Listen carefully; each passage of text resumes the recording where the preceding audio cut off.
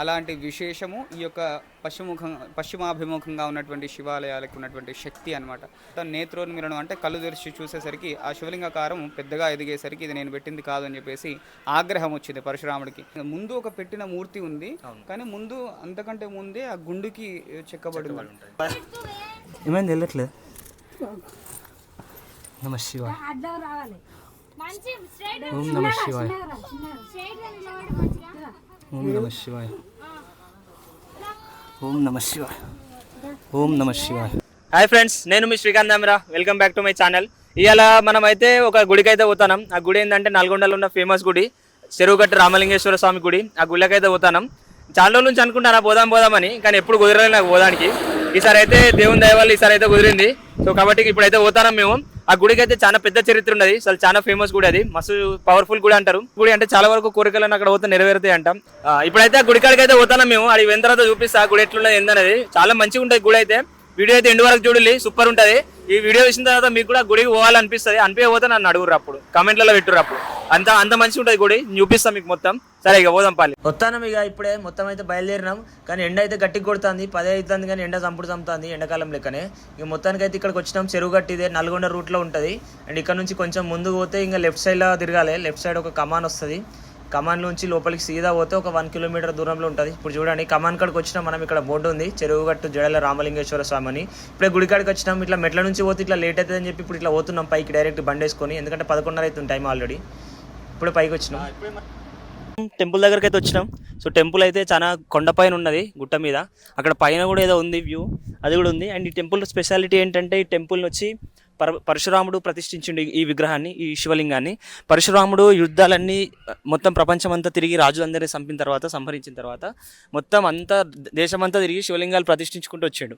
అట్లా వచ్చుకుంటే ఇక్కడికి వచ్చిండు. నల్లగొండకు వచ్చి గుట్ట మీదనే కూర్చొని శివుడి కోసం తపస్సు చేస్తే శివుడు ప్రత్యక్షం కాలేదన్న కోపంతో గండ్రగొడ్డలు తీసుకొని అక్కడ ఉన్న కొండ మీద కొడితే ఆ కొండ 3గా వగిలి అందులో నుంచి శివలింగం ప్రత్యక్షమైందంట. సో అప్పటి నుంచి స్వామివారు ఇక్కడ కొలువై ఉన్నారు, అండ్ అమ్మవారితో సహా సమేతంగా. సో అప్పటి నుంచి ఇక్కడ పూజలు అనేది రెగ్యులర్గా జరుగుతూ ఉంటాయి అన్నమాట. ఇప్పుడే మనం గుండం కాడికి వచ్చినాం. ఇక్కడ మొత్తం వాటర్ వెలిసినాయి, మొత్తం నీళ్ళు అయితే కొలను ఉంది. ఈ గుండంలో అందరూ స్నానం చేసి అక్కడ పైకి వెళ్తున్నారు అనమాట. సో ఇక్కడ నీళ్ళు అయితే ఇంకా రెగ్యులర్ అక్కడ మోటార్ల నుంచి వస్తున్నాయి. మరి ఇక్కడ ఇవి డైరెక్ట్ ఊరినాయా లేకపోతే వాళ్ళు పంపులు పెట్టేసిరా తెలియదు. సో ఇక్కడ గుండంలో స్నానం చేసి పైకి వెళ్తున్నారు. వాటర్ కొని తీసుకున్నాం.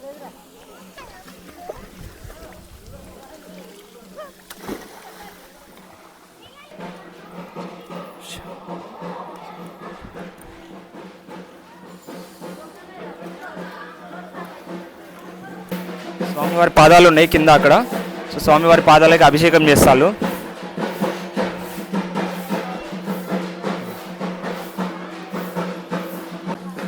ఇదే కొండల నుంచి స్వామివారు వెలిచారు.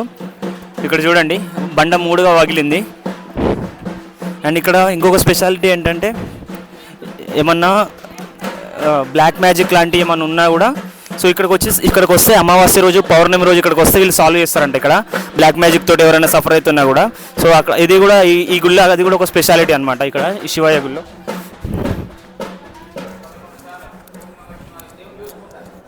లోపలికి ఎంటర్ అవుతున్నాం టెంపుల్కి. సో టెంపుల్లో వీడియో తీసిన తినేరో తెలియదు, చూద్దాం. మహాదేవ శంభో శంకర, మహాదేవ శంభో శంకర. నమస్కారం స్వామి, మీ పేరు? సిద్ధార్థ శర్మ అండి. సో మనం ఇప్పుడైతే ఫ్రెండ్స్ మనం ఇక్కడ రామలింగేశ్వర స్వామి చెరువుగట్టు రామలింగేశ్వర స్వామి టెంపుల్కి అయితే వచ్చినాము. సో టెంపుల్ చరిత్ర ఏంటి అనేది ఒకసారి మనం స్వామివారిని అడిగి తెలుసుకుందాము. సో మనకి ఇక్కడ వీళ్ళైతే ఇంకా మనకు క్లియర్గా చెప్తారు. అండ్ నేను చదివిన వరకు అయితే నాకు తెలిసిన వరకు నేను చెప్పాను, బట్ స్వామివారిని అడిగితే ఇంకా మనకు క్లియర్గా చెప్తారు ఏంటి అనేది. ఒకసారి స్వామివారిని అడిగి తెలుసుకుందాం. సో స్వామి ఇక్కడ అసలు టెంపుల్ చరిత్ర ఏంటి, ఎలా వెళ్తారు స్వామివారు, ఇక్కడ ఏమన్నా చరిత్ర ఏమైనా ఉందా? అయితే ఇక్కడ త్రేతాయుగంలో పరశురాముడికి మాతృహత్య పాతకం ఉంటుంది. దాని నివృత్త్యర్థము మాతృహత్య పాతకం అది పోవడానికి జమదగ్ని మహర్షి, అలాగే రాజహత్యా పాతకం ఉంటుంది పరశురాముడికి. జమదగ్ని మహర్షిని సంహరిస్తాడు కదా, అప్పుడు 21 సార్లు భూప్రదక్షిణ చేసి రాజులను క్షత్రియులను మొత్తం అంతం చేస్తాడు అనమాట. ఎవరు? పరశురాముడు. అప్పుడు దాని పాప నివృత్త్యర్థము జమదగ్ని మహర్షి 108 శివలింగాలని ప్రతిష్ఠించి ఆయా స్థలాల్లో తపస్సు చేసి ఆ తపశ్శక్తిని ఆయా శివలింగాలకి ధారపోయాలి అని చెప్పేసి జమదగ్ని మహర్షి పరశురాముడికి చెప్తాడన్నమాట. ఆ విధంగా తండ్రి ఆజ్ఞ మేరకు వివిధ ప్రదేశాలు అంటే దక్షిణ భారతదేశంలో వివిధ ప్రదేశాల్లో ఆ యొక్క 107 శివలింగాలని ప్రతిష్ఠించి అక్కడ తపస్సు చేసి ఆ తపశ్శక్తిని ఆ శివలింగాలకు ధారపోసి అక్కడ అయిపోయిన తర్వాత 107 శివలింగాలను ప్రతిష్ఠించి చివరిగా ఈ యొక్క క్షేత్రానికి విచ్చేసి ఇక్కడ ఈ 2 గుండ్లు ఉన్నాయన్నమాట. ఆ గుండు కింద గుహాలయం అంటారు అనమాట. ఇది ఆ గుహలో కూర్చొని ఒక చిన్న శివలింగాకార మూర్తిని ప్రతిష్ఠించాడనమాట. పశ్చిమముఖంగా ప్రతిష్ఠించి రామలింగేశ్వర స్వామి అంటే పరశురాముడు కాబట్టి శివలింగము కాబట్టి రామలింగేశ్వర స్వామి పేరుతోటి ఆ విధంగా కొన్ని ఏండ్లు తపస్సు చేశారట. ఆ విధంగా కొంతకాలం తపస్సు చేసినా కూడా పరమశివుడు ప్రత్యక్షం కాలేదు. అయితే పరశురాముడికి ఆగ్రహం వచ్చింది. మరి ఆ తర్వాత ఆయన కళ్ళు తెరిచి చూసేసరికి ఆయన పెట్టిన చిన్న శివలింగాకార మూర్తి పెద్దగా ఎదిగిందనమాట. ఎందుకంటే అది తపశ్శక్తి వల్ల పెద్దగా ఎదుగుతూ వచ్చింది. ఆయన తపస్సు శక్తి పెరుగుతుంది, ఆ శివలింగాకారం కూడా పెరుగుతూ వస్తుంది. అయితే ఆయన కొంతకాలం అయిన తర్వాత నేత్రోన్మిలనం అంటే కళ్ళు తెరిచి చూసేసరికి ఆ శివలింగాకారం పెద్దగా ఎదిగేసరికి ఇది నేను పెట్టింది కాదు అని చెప్పేసి ఆగ్రహం వచ్చింది పరశురాముడికి. దాంతో వెంటనే దీన్ని భిన్నం చేస్తాను అని చెప్పేసి, భిన్నం అంటే దాన్ని తీసేస్తానని చెప్పేసి ఆ యొక్క పరశురాముడు, పరశువు అంటే గండ్రగొడ్డలి, పరశురాముడు అంటే ఏంటంటే పరశువు అంటే గండ్రగొడ్డలి, తన దగ్గర ఎప్పుడు గండ్రగొడ్డలి ఉంటుంది కాబట్టి పరశురాముడు. అయితే ఆ యొక్క పరశువుతోటి శివలింగం పై భాగంలో కొట్టాడనమాట భిన్నం చేద్దామని. అప్పుడు పైన అర్ధచంద్రాకృతి పడి వెనకల శివలింగాకారానికి వెనక భాగంలో శివుడు జటాజూటం విప్పితే వెనక ఎత్తుపల్లాలాగా ఎట్లుంటుందో జడలలాగా ఉంటుంది కదా. అయితే అప్పుడు జడలలాగా శివలింగాకారం ఏర్పడింది. అందులో నుంచి పరమశివుడు ప్రత్యక్షమయ్యి నీ యొక్క తపశక్తి వల్లనే నీవు పెట్టిన ఈ యొక్క చిన్న శివలింగాకార మూర్తిని పెద్దగా ఎదుగుతూ వచ్చాను. నీ యొక్క తపస్సు ఇంతటితోటి సిద్ధించింది. మరి నీ యొక్క తపస్సు చేయడం వల్ల ఇక్కడ జడల రామలింగేశ్వర స్వామి పేరుతోటి ఇక్కడికి వచ్చేటువంటి భక్త కోటినంతా కూడా అనుగ్రహిస్తాను అని చెప్పేసి ఆ యొక్క పరశురాముడికి శివుడు ఇక్కడ అనుజ్ఞ ఇచ్చినట్టుగా ప్రసిద్ధి అన్నమాట. ఇందులో విశేషం ఏంటంటే శివుడికి 5 ముఖాలు ఉంటాయన్నమాట. సద్యోజాత, వామదేవ, అఘోర, ఈశాన, తత్పురుష అని 5 ముఖాలు ఉంటాయి. ఇందులో ఇది పశ్చిమాభిముఖంగా ఉన్నటువంటి శివాలయ క్షేత్రం అన్నమాట. అయితే సాధారణంగా తూర్పు కానీ ఉత్తరంగా కొన్ని ఆలయాలు ఉత్తరంగా ఉంటాయన్నమాట. కానీ ఇక్కడ పశ్చిమముఖంగా శివుడి యొక్క దర్శనం జరుగుతుంది. శివాలయం పశ్చిమముఖంగా ఉంది. అయితే పశ్చిమముఖంగా ఉన్నటువంటి శివాలయాలను గనక దర్శించినట్లయితే మన ఆరోగ్యం ఎంత క్షీణించినా కూడా అది మళ్ళీ సత్వరంగా వృద్ధి చెందుతుందన్నమాట. అలాంటి విశేషము ఈ యొక్క పశ్చిమాభిముఖంగా ఉన్నటువంటి శివాలయాలకు ఉన్నటువంటి శక్తి అన్నమాట. అందులో మళ్ళీ పరశురాముడే ప్రతిష్టాపన చేసి తన తపశ్శక్తిని ఈ యొక్క శివలింగాకారంలో ధారపోసాడు అనమాట.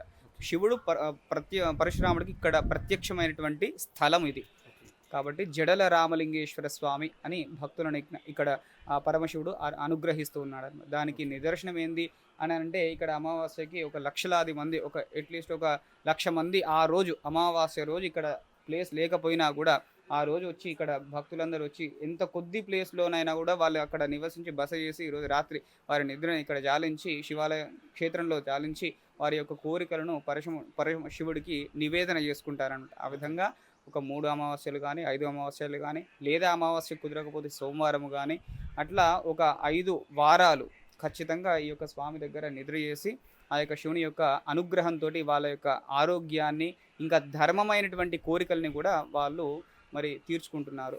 కాబట్టి ఇక్కడ స్వామి భక్తులందరినీ కూడా ఆరోగ్యప్రదాతగా అనుగ్రహిస్తున్నాడు. ఈ శివాలయ క్షేత్రాల్లో కూడా శివ కళ్యాణం అనేది, శివపార్వతీదేవుల కళ్యాణం అనేది శివరాత్రి రోజు జరుగుతుంది. ఇక్కడ విశేషంగా రథసప్తమి రోజు కళ్యాణం జరుగుతుంది. రథసప్తమి విశేషం అంటే సూర్య జయంతి. సూర్యుడు ఆరోగ్యం భాస్కరాదిత్యుడు. సూర్యుడు ఆరోగ్యానికి కారణం అన్నమాట. ఆరోగ్యం చక్కగా కావాలంటే సూర్యుడికి నమస్కారం చేసుకుంటూ ఉదయాన్నే లేచి సూర్య భగవానుడికి కనుక మనం నమస్కారం చేసుకున్నట్లయితే యోగ శాస్త్రాలన్నీ కూడా సూర్యునికి నమస్కారం చేసుకుంటే మన ఆరోగ్యం అనేది చక్కబడుతుంది అనేది యోగ శాస్త్రాలు చెప్తున్నాయి. అదేవిధంగా ఇక్కడ కూడా భగవంతుడు శివుడు జడల రామలింగేశ్వర స్వామి ఆరోగ్యప్రదాతగా ఇక్కడ భక్తులను అనుగ్రహిస్తున్నాడు. కాబట్టి ఆ సూర్య భగవానుడు అదేవిధంగా శివుడు ఇక్కడ రథసప్తమి రోజు కళ్యాణం చేసి ఆ యొక్క వచ్చే భక్తులందరినీ కూడా అనుగ్రహిస్తున్నాడు అనేటువంటిది విశేషమైన. అదేవిధంగా ఈ భక్తులందరూ కూడా ఇక్కడికి వచ్చేసి వారి యొక్క ధర్మబద్ధమైనటువంటి కోరికలను తీర్చుకోవడం అనేది ఇది సాక్షాత్తు నిదర్శనం అన్నమాట. అది ఇప్పుడు రథసప్తమి అన్నారు కదా మీరు, అది ఎప్పుడు జరుగుతుంది అంటే ఈ సంవత్సరంలో? మాఘ మాసంలో శుద్ధ సప్తమి, మాఘ మాసంలో పౌర్ణమికి వచ్చే ముందు సప్తమి రోజు ఇక్కడ కళ్యాణం జరుగుతుంది. మాఘమాసం అంటే చాలా మంది భక్తులకు ఐడియా ఉండదు ఏ మంత్ లో వస్తుంది. ఫిబ్రవరి మార్చిలో వస్తుంది. జనవరి ఎండింగ్ లో కానీ ఫిబ్రవరి మధ్యలో లేదా మార్చి బిగినింగ్ లో కానీ వస్తుంది. సో ఇప్పుడు మీరు ఇంకొకటి అక్కడ 3 గుండ్లు ఉంది అన్నారు కదా, సో అక్కడ అది విశేషం ఏమిటి స్వామి అక్కడ? అది 3 గుండ్లు అని అంటే ఇంతకుముందు కొంతమంది యోగులు ఇక్కడ ఈ పరశురాముడు ప్రతిష్టాపన చేసిన తర్వాత కొంతమంది యోగులు సిద్ధులు ఇక్కడ ఈ క్షేత్రంలో వివిధ స్థలాల్లో వాళ్ళు తపస్సు చేసి అక్కడక్కడ వాళ్ళు ఒక చిన్న శివలింగాకార మూర్తిని వాళ్ళే తయారు చేసుకొని అక్కడ తపస్సు చేసి ఆ తపశక్తిని ధారపోయడం. ప్రతిష్ట అంటే ఒక లింగాకార మూర్తిని సపరేట్గా తీసుకొచ్చి ప్రతిష్ట చేస్తే ప్రతిష్ట అవుతుంది. అయితే ఇక్కడ మాత్రం ఆ 3 గుండ్ల పైన ఉన్నటువంటి శివలింగాకారం ఏంటంటే ఆ 3 గుండ్లలో మధ్యలో ఒక గుండు ఉంటుంది. ఆ మధ్యలో గుండుకి శివలింగాకారాన్ని చెక్కబడింది అనమాట. అట్లా ఒక ఋషిపుంగవులు అక్కడ దాన్ని చెక్కి అక్కడ తపస్సు చేసి ఆ తపశక్తిని అక్కడ ధారపోసారు. అట్లా అక్కడ మోక్షలింగం అని చెప్పేసి అంటారనమాట. అయితే ఆ 3 గుండ్ల మధ్యలో నుంచి ఒక సందు ఉంటుంది. అందులో నుంచి మనం వెళ్ళి ఆ కష్టాది కష్టంగా ఉంటుంది, దాంట్లో నుంచి వెళ్ళి ఆ పైనటువంటి శివలింగాకారాన్ని దర్శనం చేసుకున్నట్లయితే మనకు మోక్షము లభించేటువంటి ఒక మార్గం అన్నమాట. అట్లా మన మోక్ష మార్గం లాగా ఇక్కడ కూడా. అవును అదే విధంగా ఇక్కడ కూడా ఉంది. మరి అది భగవంతుడు ఇక్కడ కల్పించిండు. ఇప్పుడు ఇక్కడ గుండం కూడా వెలిసింది కదా స్వామి, అది వెలిసిందా మన మామూలుగా కన్స్ట్రక్ట్ చేసి? అయితే ఇంతకుముందు ఇక్కడ పాత గుండం అనేది ఉండేది అనమాట. అది పెద్ద గుండం అనేది ఉండేది. అది సాధారణ అంటే న్యాచురల్ గానే ఉండేది. కానీ అది మరి వచ్చే భక్తులకు అది సరిపోవట్లేక దాన్ని భిన్నం చేసి మళ్ళీ కొత్తగా కట్టడం, అదే ప్లేస్ లో పెద్దగా కట్టడం జరిగింది. ఆ ప్లేస్ మాత్రం అదే. ప్లేస్ మాత్రం అదే గుండం. అయితే వాటర్ ఇక్కడ మనకు నార్మల్ వస్తాయి, అవి జనరల్ గా నార్మల్ అవి న్యాచురల్. అంటే ఇంతకు ముందు న్యాచురల్ గా అదే చెప్తున్నాను. ఇంతకు ముందు న్యాచురల్ గా వచ్చే ఒక ఫ్లో అనేది ఉందన్నమాట. ఇది గోగర్భం అని చెప్పేసి ఆ గుండం పక్కన కొంచెం ఇట్లా పసుపు కుంకుమ పెట్టేసి ఒక చిన్నది ఇట్లా గోముఖం లాగా ఒకటి ఉంటుంది అనమాట. ఇట్లా ఉంటుంది అనమాట. గో ఆకారంలో గోగర్భం లాగా ఒకటి ఉంటుంది అనమాట. అందులో నుంచి నీళ్లు ఊరేటివి అనమాట. అందులో నీళ్ళన్నీ కూడా పూర్వకాలంలో అంటే ఇక్కడ పైన నీళ్ళు ఎక్కడ వసతి లేని కాలంలో ఆ గోగర్భంలో నుంచి నీళ్లు ఒక రాగి చెంబులో రాగి బిందెలో పట్టి మా పూర్వీకులు అనమాట, మా తాతలు ముత్తాతలు మాది వంశం అనమాట. ఒక 700 సంవత్సరాల నుంచి మా వంశం అనేది ఇక్కడ చేస్తూ ఉన్నారు సేవలు. ఇది ఎండోమెంట్ అనేది ఒక 20 సంవత్సరాల క్రిందట గవర్నమెంట్ అయింది. అంతకుముందు మా అధీనంలో ఉండేది. అయితే ఆ గోగర్భంలో నుంచే అన్ని కలశ జలం అంటారు అనమాట. ఆ తాతలు అప్పుడులో నీళ్ళు లేవు కదా, ఆ జలాన్ని తీసుకొచ్చి ఇక్కడ గుడి చుట్టూ ప్రదక్షిణ చేసేసి స్వామివారికి ఇక్కడ అభిషేకం చేసేది విషయం అనమాట. అయితే అదే జలం కూడా ఆ గుండంలోకి ప్రసరించేటివి అనమాట. అట్లా అది న్యాచురల్ గా గుండం అనేది ఉండేది. అది వచ్చే భక్తులకి అది సరిపోక దాని వసతి సరిపోక మళ్ళీ దాన్ని భిన్నం చేసి మళ్ళీ చేశారు. ఇప్పుడు చాలా గుళ్ళు కూడా ఉన్నాయి కదా స్వామి, ఇవన్నీ ప్రతిష్ఠించారా మళ్ళీ తర్వాత? అయితే ఈ ఆంజనేయ స్వామి కూడా గుండుకి చెక్కబడి ఉంటుంది. అది అంటే అది కూడా పెట్టింది ముందు ఒక పెట్టిన మూర్తి ఉంది, కానీ ముందు అంతకంటే ముందే ఆ గుండుకి చెక్కబడి ఉంది. అది కూడా దాదాపు కొన్ని 100 ఏళ్ల క్రితమే ఎవరు చెక్కారు కదా, అది ఎవరు చెక్కారు అనేది మనకి తెలియదు. కానీ అప్పటి కొన్ని 100 ఏళ్ల నుంచి ఆ గుండు దగ్గర ఆంజనేయ స్వామికి పూజలు జరగడం అనేది జరుగుతూ ఉందన్నమాట. దాని తర్వాత నైవేద్యం పెట్టడం కోసం అని చెప్పేసి ఇంకా వేరే పూజలు చేయడం కోసం అని చెప్పేసి ఒక మూర్తిని మనం ప్రతిష్టాపన చేసుకున్నామని. అయితే తర్వాత ఇక్కడ కింద ఎల్లమ్మ దేవత ఉంటుంది. అయితే ఎల్లమ్మ అమ్మవారు కంటే ముందు అక్కడ నాగులు ఉండేటివి అనమాట. నాగబంధం అని అంటారు కదా, అవి ఉండేవి అనమాట. అక్కడ ఉండి గుట్టని సంరక్షణ చేసేది. దాని క్రిందట కాలభైరవ స్వామి. కాలభైరవుడు ఏ క్షేత్రం ఉన్నా కూడా, ఏ శివుని క్షేత్రం ఉన్నా కూడా అక్కడ కాలభైరవుడే ఆ యొక్క క్షేత్రాన్ని రక్షించే పాలకుడు అన్నమాట. క్షేత్ర పాలకుడు లాగా అంటాం కదా. అయితే కాలభైరవ స్వామి అసలు విషయం ఏంటంటే ఇది మెయిన్ మార్గం మనకి ఈ స్టెప్స్ ద్వారా పైకి రావాలి వాస్తవానికి. అట్లా వస్తే ఫస్ట్ కాలభైరవునికి దర్శనం చేసుకునే తర్వాత శివుడి గుండంలో స్నానం చేసి తర్వాత ఇక్కడ స్వామివారికి దర్శనం చేసుకోవాలి. అది వాస్తవానికి జరిగే విషయం. కానీ మనకి ఈ రోడ్డు జరగడం వల్ల రోడ్డు నుంచి స్ట్రైట్ గా గుళ్ళోకి వచ్చేసిండ్రు.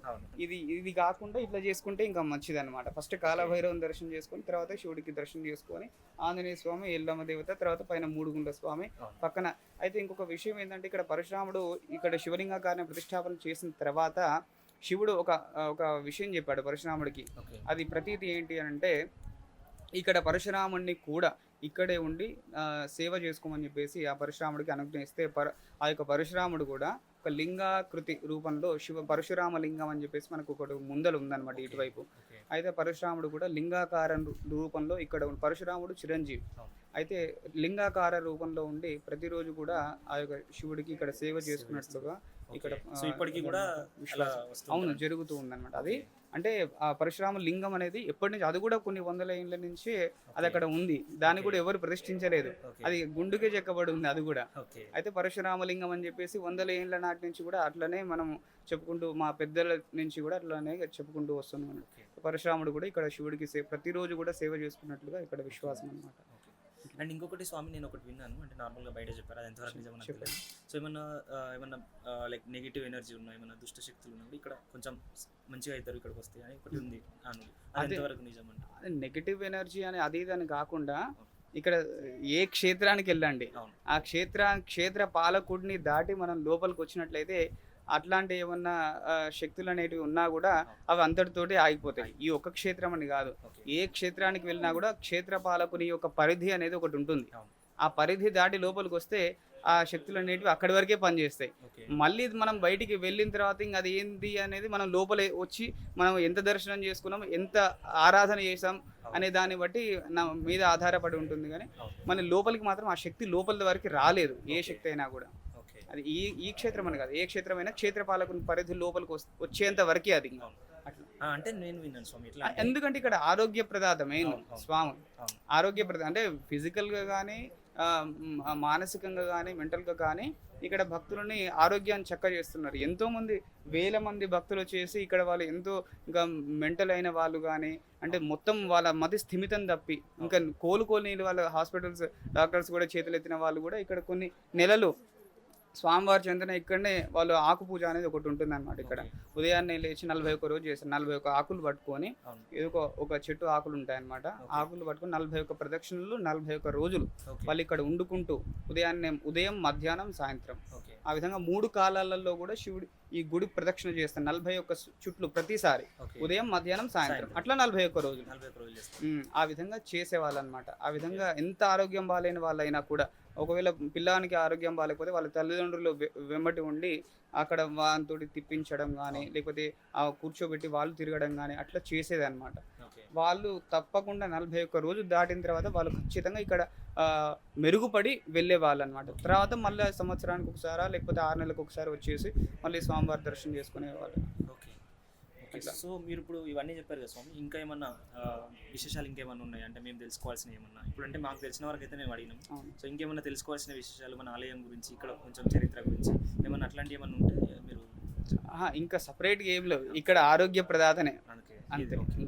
ఓకే, సో థ్యాంక్ యూ స్వామి, థ్యాంక్ యూ సో మచ్. మేము ఇక్కడికి వచ్చి ఇంత దూరం వచ్చి మేము తెలుసుకుందామని చెప్పి, ఈ ఆలయం గురించి చాలాసార్లు విన్నాం, మేము చాలాసార్లు వీడియోలలో కూడా చూసినాము. అండ్ మాకు ఇక్కడ రావాలి అంటే స్పెసిఫిక్గా నాకు పరమశివుడికి ఏదో స్పెషల్ బాండింగ్ కనెక్షన్ ఉంది. ఎందుకంటే నేను ఎక్కడ శివలింగం ఉన్నా సరే నేను ఖచ్చితంగా అక్కడికి వెళ్ళి దర్శనం చేసుకొని వస్తాను. అట్లనే నాకు అరుణాచలంకి వెళ్ళే అవకాశం వచ్చింది ఆ స్వామి దయ వల్లని. సో అట్లా ఆ రీజన్ తోటే మాకు ఇలా సడన్గా ఈరోజు మాకు పొద్దున్నే అనుకున్నాం, వచ్చేసినాం డైరెక్ట్గా. సో అట్లా స్వామివారి అనుగ్రహంతో మేము ఈ స్వామివారిని కూడా దర్శించుకున్నాం. అండ్ మీ వల్ల మేము స్వామివారి యొక్క అన్ని వివరాలన్నీ కూడా, చరిత్ర మొత్తం అన్ని కూడా మేము తెలుసుకోగలిగినాము. అండ్ ఇదైతే కూడా మనం అందరికీ కూడా పంపిస్తున్నాం. సో ఎంతోమంది వాళ్ళకి ఇది యూజ్ అవుతుంది అండ్ వాళ్ళు తెలుసుకుంటారు వాళ్ళ చరిత్ర గురించి. అండ్ వాళ్ళ ఇంట్లో ఎట్లాంటి సమస్యలు ఏమైనా ఉన్నా కూడా వాళ్ళు ఇక్కడికి వచ్చి వాళ్ళ ఫ్యామిలీకి ఎంతో కొంత బాగా మేలు జరుగుతుంది అన్న ఉద్దేశంతో మనం ఈ వీడియో అయితే షూట్ చేయడం జరుగుతుంది. సో ఇక్కడ ఏంటంటే ఇంతకుముందు అంటే మా పెదనాన్న మా అత్తయ్య అంటే సోమశర్మ గారని అంధుడు అనమాట, పుట్టు అంధుడు.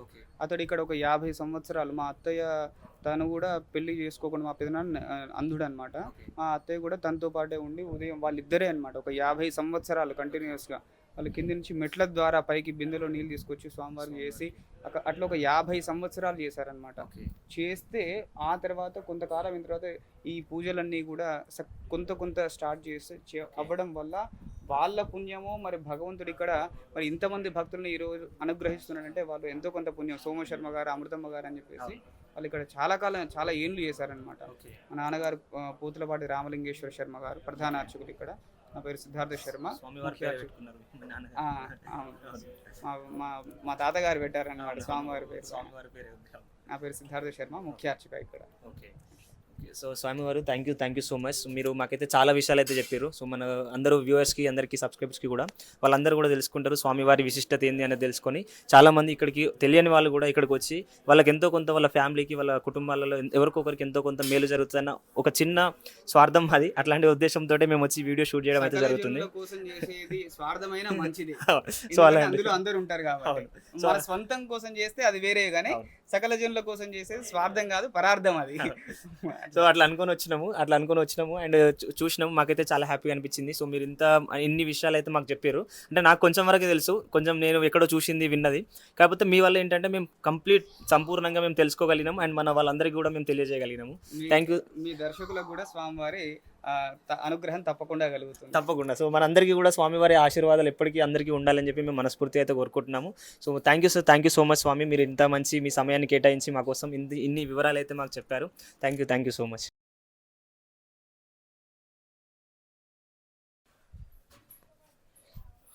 ఇప్పుడు పైకి వెళ్తున్నాం. అక్కడ 3 గుండ్ల దారుల నుంచి ఇదే పైన ఇంకొకటి శివలింగం ఉందంట, స్వామివారు ప్రతిష్ఠించింది. ఇప్పుడు అక్కడికే పోతున్నాం పైకి. అంటే ప్రతిష్ఠించిందంటే చెక్కారంట, అది చెక్కిన తర్వాత దానిలో నుంచే స్వామివారికి శక్తిని అంతా దారపోసిరంట. అక్కడ ఎవరైతే సాధువు ఉన్నారో ఆయన శక్తిని అక్కడ దారపోసి వెళ్ళారంట ఇక్కడ నుండి. సో ఇప్పుడు అక్కడికి వెళ్తున్నాం. దా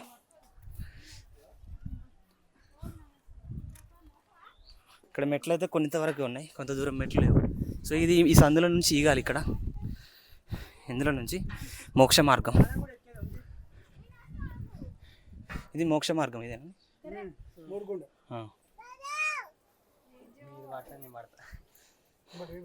పట్టుడు సమస్య కాదు, ఎంత లావాలైనా పోతారు అలా. ఇది మోక్ష మార్గం, ఇంతకుముందు అక్కడ చెప్పారు కదా ఆయన, అదే మోక్ష మార్గం. ఇది ఈ సందులో నుంచి ఇట్లా వెళ్ళాలి, దాంట్లో నుంచి లోపల నుంచి శివలింగ దర్శనం అవుతుంది లోపల. ఓం నమ శివాయ. ఓం నమ శివాయ.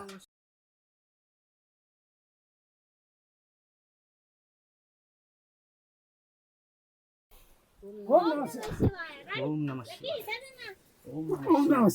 ఓం నమ శివాయ. ఓం నమ శివాయ. ఓం నమ శివాయ. ఓం నమ శివాయ. ఏమైంది వెళ్ళట్లేదు? నమ శివాయ. ఓం నమ శివాయ. ఓం నమ శివాయ. ఓం నమ శివాయ. ఓం నమ శివాయ. ఇప్పుడు అది మోక్ష మార్గంలో నుంచి ఇప్పుడే మనం బయటకు వచ్చేసినాం. బయటకు వచ్చి ఇప్పుడు ఇక్కడ పైకి పోతున్నాం. ఇక్కడ 3 గుండ్ల శివలింగం దగ్గరికి వెళ్తున్నాం. ఇక్కడ ఇప్పుడు మధ్యాహ్నం అయితే టైం అవుతుంది. సో చాలా ఎండ కొడుతుంది. అయినా సరే మేము ఉండదు అనుకున్నాం, బట్ దర్శనం అయితే అయిపోయింది. అండ్ ఇది కూడా లోపలికి అయితే వచ్చేసినాం. ఇక్కడికి 3 గుండ్ల శివలింగం దగ్గర కూడా వచ్చేసినాం. ఇక్కడ ఉంది శివయ్య విగ్రహం, ఇక్కడ ఉంది. సో లోపల ఇది 3 గుండ్ల శివలింగం పైన ఉంది. ఇది కొండ పైన మొత్తం పైన ఉంది. సో ఇక్కడ వచ్చి అభిషేకం చేస్తున్నారు శివయ్యకి కొండపైన వచ్చి. ఇది అయిపోగానే ఇంక ఇక్కడ మొత్తం దర్శనం చేసుకొని ఇంక ఇక్కడ పైనుంచి టాప్ వ్యూ ఇది గుడి మొత్తం కనిపిస్తుంది చూడండి. చుట్టుపక్కల ఊర్లన్నీ కూడా కనిపిస్తున్నాయి. దర్శనం చేసుకొని స్వామివారిని అండ్ ఇక్కడ అభిషేకం చేయడానికి మేము కింది నుంచి తీసుకొచ్చి మిల్క్ విభూది. అండ్ ఇక్కడ కిందికి వస్తే ఇక్కడ మనకి పక్కన చూడొచ్చు, ఇక్కడ ఒక శివలింగం ప్రతిష్ఠించారు. ఇట్లా శివలింగాలన్నీ ఈ గుడి చుట్టూరుగా చాలా శివలింగాలు ప్రతిష్ఠించున్నాయి. సో చాలా మంది మునీశ్వరులు వచ్చి వాళ్ళు ఇక్కడ శివలింగాలకి వాళ్ళ శక్తిని అంతా దారపోసి ఇక్కడ వెళ్ళారంట. సో అట్లా చాలా శివలింగాలు ఉన్నాయి. ఇక్కడికి వచ్చి మేము కొబ్బరికాయ కొట్టి ఇంకా ఇక్కడ కాసేపు మొక్కుకొని ఇక్కడ కూడా కొంచెం పూజ లాంటిది చేసుకున్నాము. అండ్ పక్కన ఏంటంటే మళ్ళీ ఒకటి అన్నపూర్ణ దేవిది ఒకటి ఉంది, అక్కడ మేము అన్నం తినేసినాం. లంచ్ కూడా పెడతారు వీళ్ళు ఇక్కడ మధ్యాహ్నం టైంలో వస్తే. అండ్ కిందికి వస్తే ఇక్కడ లెఫ్ట్ సైడ్లో మళ్ళీ కొంచెం కింద ఎల్లమ్మ తల్లి విగ్రహం ఉంది. ఇక్కడ పుట్టలాగా ఉంది, కొంచెం దేవతలు వాళ్ళందరినీ కూడా పెట్టారు ఇక్కడ. సో ఈ ప్లేస్లో ప్రతి కార్నర్లో ఏదో ఒక టెంపుల్, ఏదో ఒక దేవుడి గుడి ఏదో ఒకటి ఉందన్నమాట. సో ఇది ఫ్రెండ్స్ ఈరోజు వీడియో. ఈ వీడియో అయితే మీకు నచ్చింది అనుకుంటున్నాను. వీడియో నచ్చితే అయితే వీడియోని లైక్ చేయండి అండ్ షేర్ చేయండి. అండ్ ఇలాంటి మరిన్ని ఇంట్రెస్టింగ్ వీడియోస్ కోసం మన ఛానల్ని సబ్స్క్రైబ్ చేయండి. మీకు ఎప్పుడన్నా వీలైతే ఖచ్చితంగా అయితే ఈ టెంపుల్ అయితే దర్శించుకోండి. చాలా అంటే చాలా పవర్ఫుల్ టెంపుల్, మాకైతే చాలా మంచిగా అనిపించింది. సో మా ఛానల్ అయితే సబ్స్క్రైబ్ చేసుకోండి అండ్ వీడియోని అయితే లైక్ చేయండి. Thank you so much.